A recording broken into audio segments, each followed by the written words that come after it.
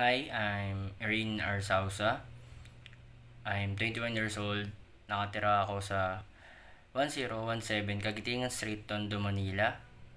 Ngayon is hindi po ako nakatira ngayon sa bahay namin dahil nakikituloy po ako sa mga kaibigan ko. Kasama ko po sa bahay si Stella Sinlaw, Dada Sinlaw, Arstel Sinlaw, and Astel Sinlaw.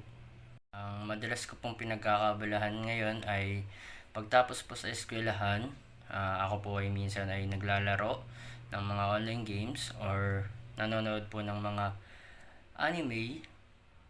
At minsan po after ko gawin lahat, ako po ay pumapasok sa trabaho ko na barista sa It's Coffee Break sa Ortega, malapit sa Tondo Church.